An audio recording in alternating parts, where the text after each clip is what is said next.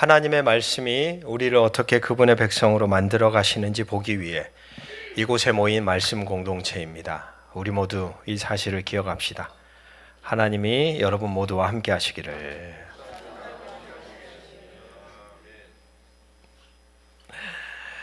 새해 어떻게 지나고 계신가요?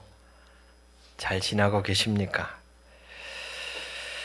한 주간도 평안하셨을까요? 언제 그랬냐는 듯이 거리에 캐럴이 멈췄습니다. 트리 전구가 꺼진 자리에 회색 전선만 남아있죠. 마치 축제가 썰물처럼 빠져나간 거리에는 이제 매서운 1월의 찬바람이 불어옵니다. 다시 현실 속으로. 하지만 교회력은 바로 이 지점에서 우리를 새로운 시간의 자리로 초대합니다. 주보를 보셨으면 아시겠지만 독특하게 오늘이 성탄절 후 둘째 주일, 그리고 이틀 뒤가 주현절이라는 절기가 시작이 되죠. 아마 이 절기는 조금 어색하실 겁니다. 보통 우리는 성탄절에 많은 초점을 두고 있기 때문입니다. 주현절이라는 이 말은 주가 나타나셨다라는 말입니다. 주가 나타나셨다. 성탄절의 예수 그리스도의 사건은 은밀하게 구유 가운데 나신 예수 그리스도를 보여줍니다. 이 주현절이라는 날은 어떤 걸 보여주냐면 온 세상에 공개된 예수 그리스도를 보여주는 날이죠. 그래서 이날의 주인공은 교회력상으로 원래 읽어보자면 복음서의 동방박사 본문을 읽습니다. 왜일까요? 유대인이 아닌 동방박사들의 입을 통하여 주님이 찬미를 받으시는 장면이에요. 그러니까 이스라엘만을 위해 오신 예수 그리스도가 아니라 누구를 위해 오셨다? 모든 사람을 위해 오셨다.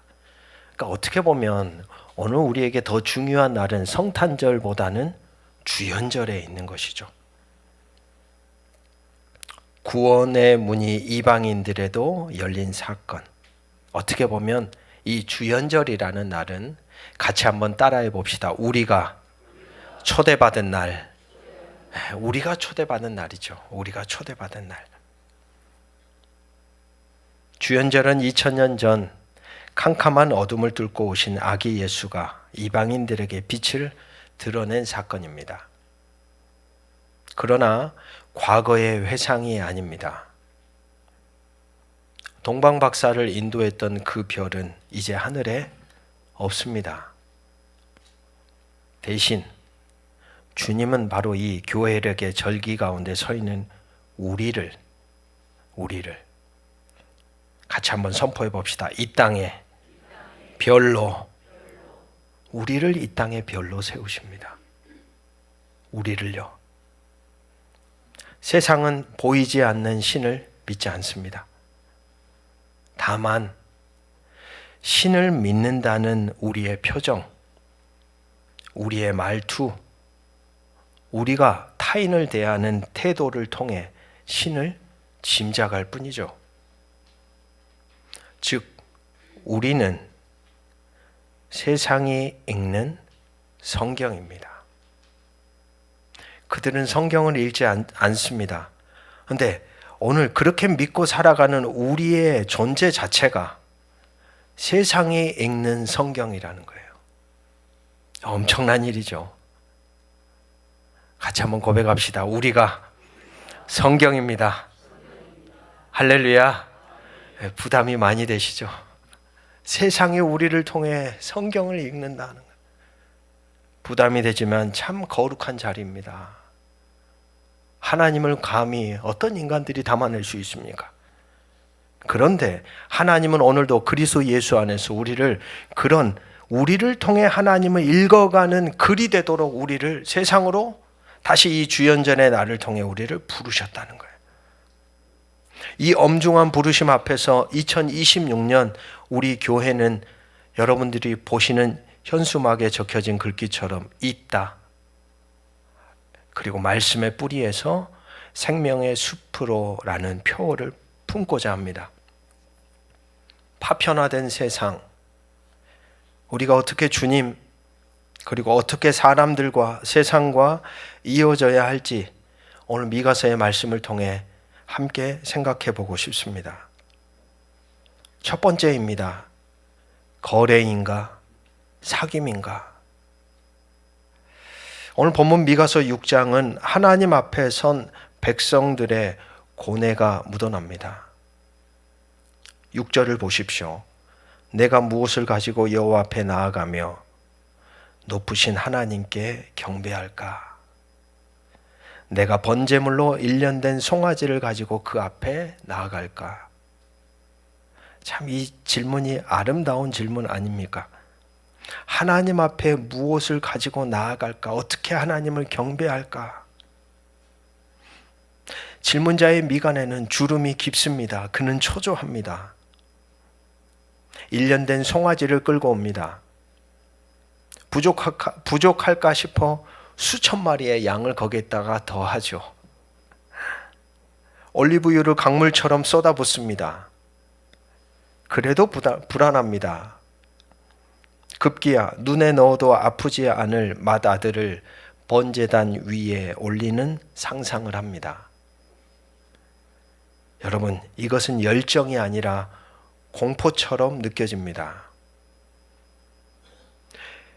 그들은 하나님을 거래의 대상으로 오해했습니다. 거래의 대상으로. 고대 근동 이방 나라에서의 신관이 꼭 이와 같습니다. 그들은 어떤 생각을 했냐면요. 신전이 있으면 신전에 가서 그 신이 감동할 좋은 제물만 드리면 그 신은 복을 준다는 거예요.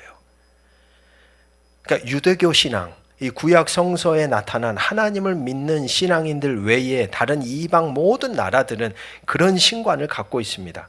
그러니까 그 신전에 가서 신을 기쁘게 하는 뭔가를 무조건 하기만 하면 내가 어떻게 인생을 살든 내가 어떤 마음을 품고 살든 내가 어떤 악한 일을 저질렀든 그건 하나님 신이 관여하지 않는다. 딱 이 자리에서 누구에게? 신에게 잘 보이기만 하면 뭘 준다는 거예요? 복을 준다는 신관을 갖고 있었습니다. 오늘 본문에 나오는 이 이스라엘 백성들도 그런 영향을 적지 않게 받았던 것이죠. 최고급 송아지를 드렸으니 이제 복을 내놓으십시오. 신앙이 아니라 사업 같습니다. 사업. 투자한 대로 뭔가를 누구에게? 하나님께 받아내야지. 혹시 이 자리에 그런 생각을 가지신 분들이 계실지도 모르겠습니다. 하나님을 인격이 아닌 거대한 자판기로 여기는 태도.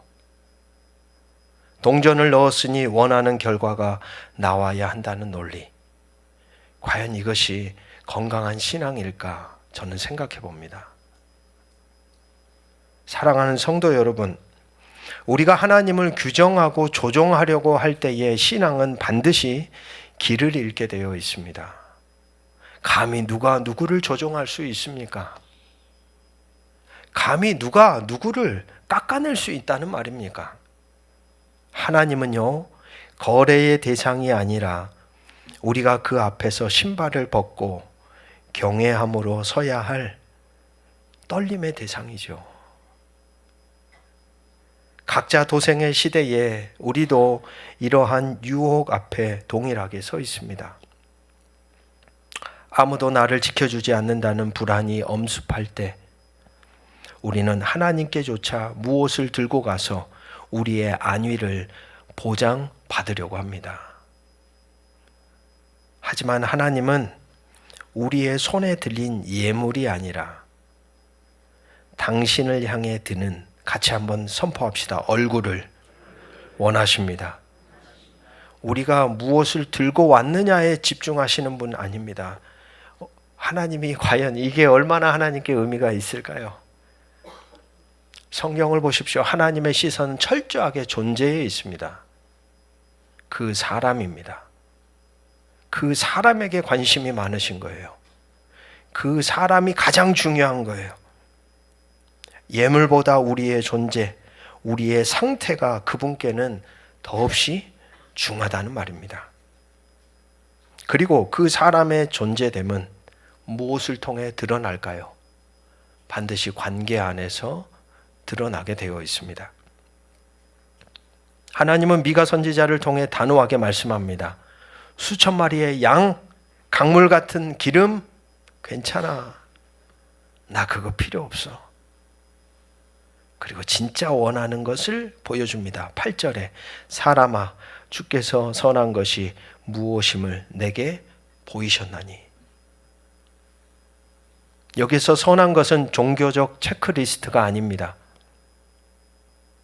여기에 세 부류가 나오죠. 하나님, 이웃, 세상. 하나님과 이웃과 세상과 올바르게 이어지는 태도입니다. 첫 번째입니다. 정의를 행하며.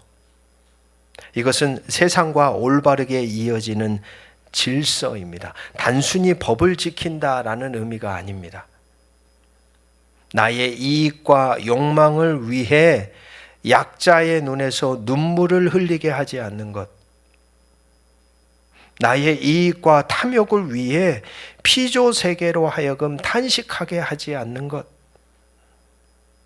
힘없는 자들의 신음소리를 외면하지 않는 공명입니다. 내 손이 떨려도 이익 앞에서 저울의 눈금은 속이지 않는 거룩한 정직함. 그것이 바로 성도가 세상과 맺어야 할 이어짐입니다. 정의로운 관계예요. 이것을 정의라고 말합니다. 두 번째입니다. 인자를 사랑하는 것. 이것은 이웃과 따뜻하게 이어지는 체온입니다. 자주 말씀드렸죠. 우리가 하나님을 알면 알수록 우리 안에 일어나는 현상이 있는데 그건 뭐냐면 이웃에 대한 정의의 폭이 점점 어떻게 될까요? 넓어지게 되어 있어요. 내 가족, 내 사람, 내 교회, 아니요. 하나님을 알면 알수록 우리는 모두가 결국 하나구나라는 걸 깨닫게 되어 있거든요. 잘 모르는 사람조차도 그들의 삶이 위태롭고 괴롭고 힘들어질 때 눈물이 나고 내가 어떻게 도와줄 수 있을까? 내가 어떻게 이어질 수 있을까? 당연히 넓어지게 되어 있는 거예요. 하나님을 안다는 건 폭이 넓어지고 깊어지는 것입니다. 곁에 있는 이들, 가족, 이웃, 신앙 공동체, 지구 위에 살아가는 모든 사람들, 그뿐이 아니라 우리가 발딛고 살아가는 이 생태 자연 세계까지도 우리의 이웃처럼 여기는 거예요. 바로 그들과 따뜻하게 이어지는 체온입니다. 체온. 이것은 법대로 따지면 남을 게 없는 관계 속에서도 기꺼이 손해를 감수하며 곁을 내어주는 용기죠. 우리 같이 이렇게 한번 선포해 보면 좋겠습니다. 나의 곁을 내어드릴게요. 여러분, 관계라는 건요, 일방통행 속에서는 절대 이어지지 않습니다. 아세요? 아시죠? 눈빛만 봐도 그 노래 있잖아요. 알 수 있잖아. 딱 마주하고 사람을 마주하고 대화 몇 마디를 딱 나눠보면 이분이 나에 대해서 마음의 곁을 조금 내어줄 마음이 있는지 없는지가 기가 막히게 사람 안에 느껴진다는 사실입니다. 저는 우리 서남교회라고 하는 이 공동체의 자리에 서로의 곁이 언제든지 머물러 가세요. 누구든지 머무를 수 있을 만한 그런 끈끈한 관계가 우리 교회 공동체 안에 날로 더 생겨나기를 주의 이름으로 축복합니다. 그러려면 손해를 감수해야 돼요. 피곤한 일 아니에요. 누군가가 나의 영역 안에 들어온다는 게, 누군가에게 나의 물질의 영역이 흘러가게 한다는 게, 같이 산다는 것은 결코 쉬운 일이 아님을 우리는 이미 가정을 통해 경험하고 있지 않습니까? 남들이 다 등 돌리고 떠날 때 홀로 남아 그 곁을 지키는 뭉근하고도 바보 같은 사랑이 있는 사람들. 왜요? 하나님이 우리를 그렇게 사랑하셨기 때문에.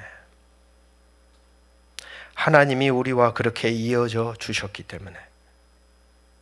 우리도 이웃을 그렇게 품는 것. 그리고 세 번째, 겸손히 내 하나님과 함께 행하는 것. 이것은 생명의 근원과 이어지는 호흡입니다. 가끔 교회와 예배를 드리는 종교 행위가 아닙니다. 그거보다 훨씬 넓은 의미예요. 내 인생의 전 영역의 통치권을 그분께 내어드리는 것. 주님 어디로 갈까요? 묻고 내 보폭을 주님의 보폭에 맞추는 매일의 동행의 여정. 눈을 감을 때까지. 여러분, 이건 낭만적인 게 아니죠. 사실 거기까지만 그냥 문장으로 읽으면 좋다. 근데 어떠신가요? 주님과 동행하면 피곤하시죠? 자꾸 눈치 보시죠? 같이 존재하면 반드시 갈등을 통해 드러나게 되어 있는 겁니다. 나쁜 게 아니죠. 여정인 거죠. 계속 그렇게 변화의 자리에 있다면 우리는 매 순간 주님의 눈치를 보다가도 어느 날엔가는 눈치를 보지 않아도 되는 자리까지 가는 거예요. 왜요? 그분의 생각이 내 생각이 되고, 그분이 있기 원하는 자리에 내가 자연스럽게 있게 되고, 그분이 품게 하는 마음이 어느새 내 마음이 되는 거. 우리가 그걸 꿈꾸면서 지금도 말씀을 향해 신앙의 여정을 걸어가고 있는 사람들이 아닙니까? 우리가 누구인지 보여주는 것은 여러분, 우리가 받아들인 신앙의 교리에 있지 않습니다. 우리의 삶에 얽힌 관계들입니다. 우리가 어떤 사람인지는, 우리가 무엇을 하면서 시간을 보내는지, 우리가 어떤 일에 힘을 쏟는지를 통하여서 반드시 드러납니다. 그렇게 신앙은 무엇을 바치느냐가 아니라, 같이 한번 따라해 봅시다. 누구와 연결되느냐의 문제입니다.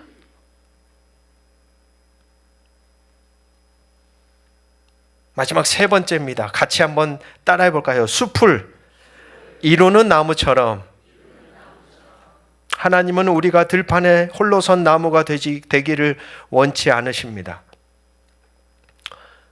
저라도 들판에 홀로 서라 그러면 금방 죽을 겁니다.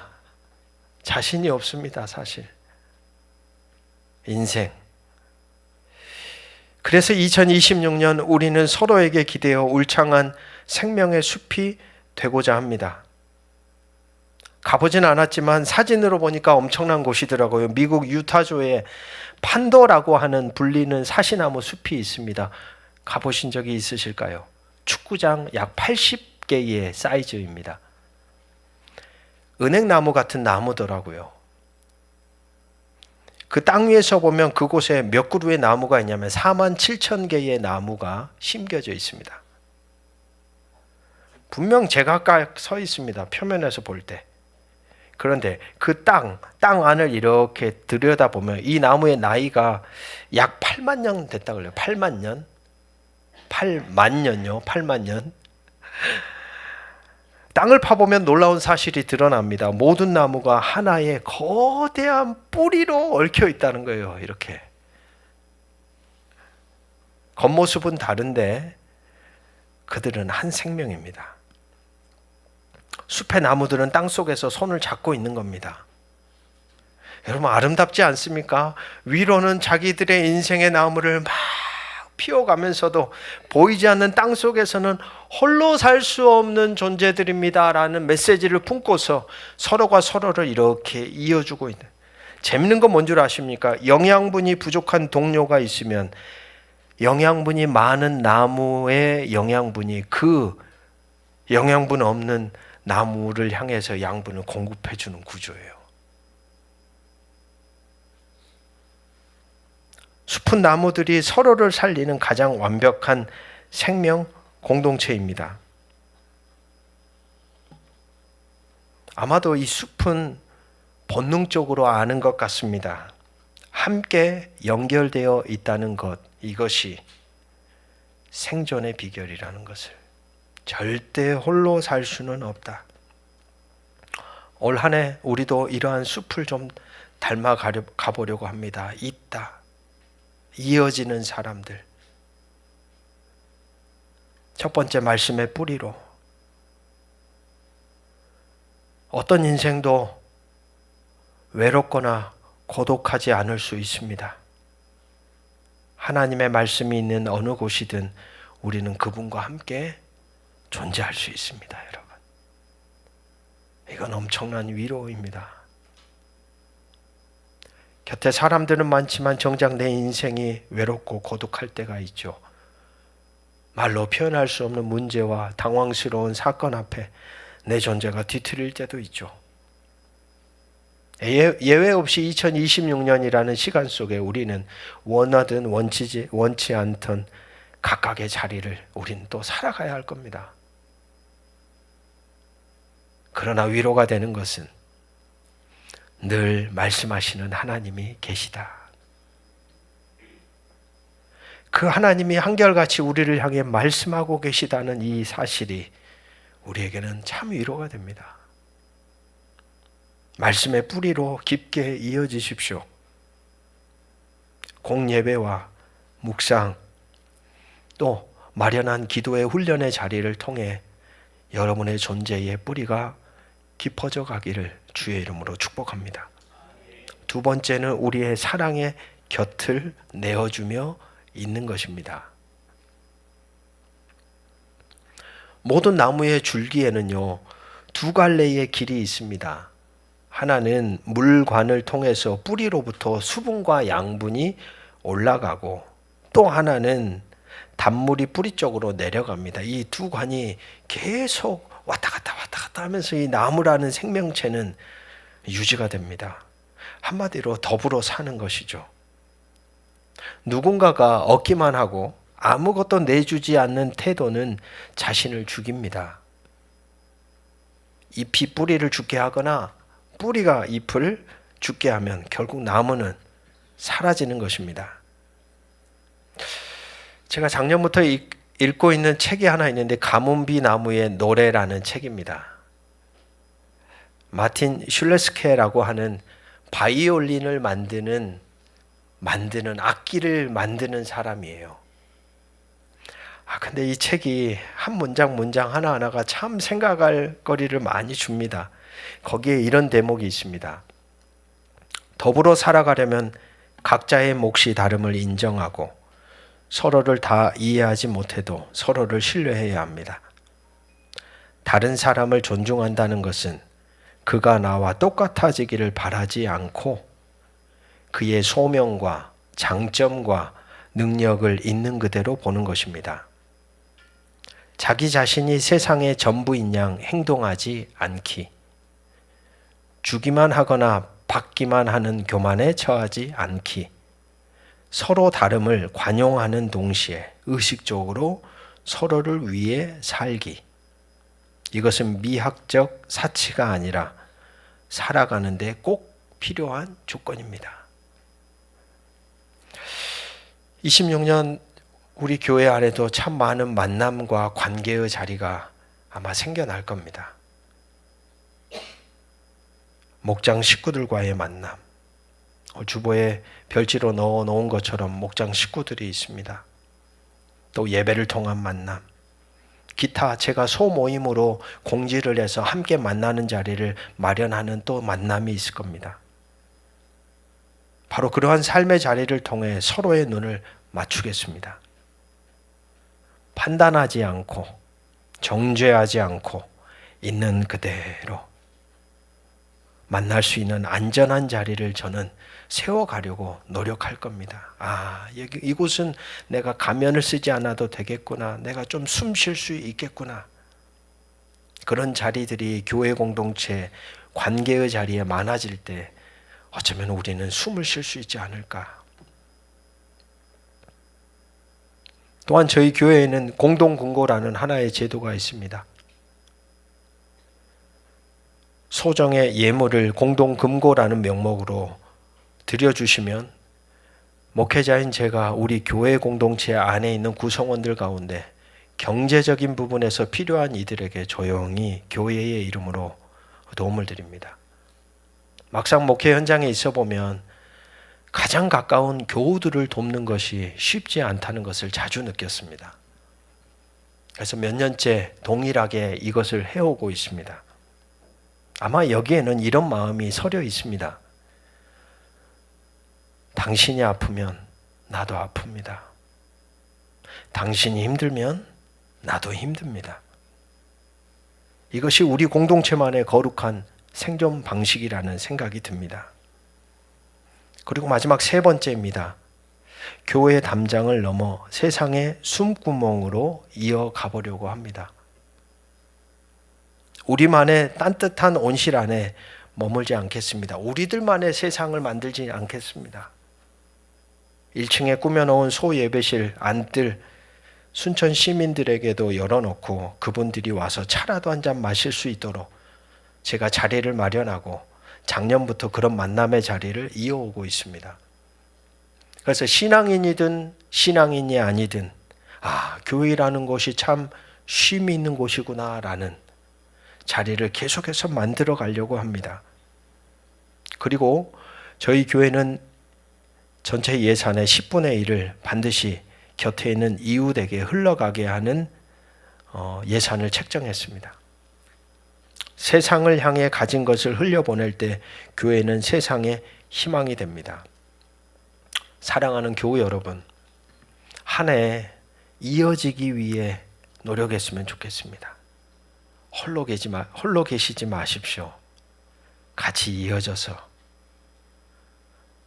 판도나무 숲처럼 우리도 같이 이어져서 저마다의 나무가 자라가지만 신앙 안에서 같이 이어져서 26년 많은 일들이 있겠지만 우리로 하나님은 그 공동체 안에서 우리를 넉넉하게 걸어가게 하실 거라고 저는 믿습니다. 새해를 시작하며 내가 무엇을 더 바쳐야 할까 조바심 내지 마십시오. 무언가를 증명하려고 애쓰지도 마십시오. 대신 고개를 들어 주님을 보십시오. 그리고 옆을 돌아 지체의 손을 잡아줍시다. 우리는 각자 도생하며 버티는 존재들이 아닙니다. 비바람이 불면 어깨를 겹고 햇살이 좋으면 함께 춤을 추는 숲입니다. 좌우 앞뒤를 바라보며 이렇게 고백해 봅시다. 내 곁에 당신이 있어서 참 다행입니다. 우리가 서로 연결될 때 우리의 삶은 그 자체로 하나님을 가리키는 별이 됩니다. 2026년 있다라는 거룩한 부르심을 따라 재물을 넘어 존재와 존재가 만나는 깊은 숲으로 저와 여러분이 함께 걸어가기를 원합니다. 모든 지각에 뛰어난 하나님의 평강이 그리스도 예수 안에서 너희 마음과 생각을 지키시리라. 아멘. 기도하겠습니다. 천천의 수양보다 상한 심령의 한숨을 먼저 들으시는 주님, 무엇을 드릴까 계산하던 우리의 낡은 셈법을 내려놓습니다. 홀로 버티던 외로운 뿌리들이 말씀의 흙 안에서 서로 엉키어 비로소 함께하는 숲이 되는 꿈을 꿉니다.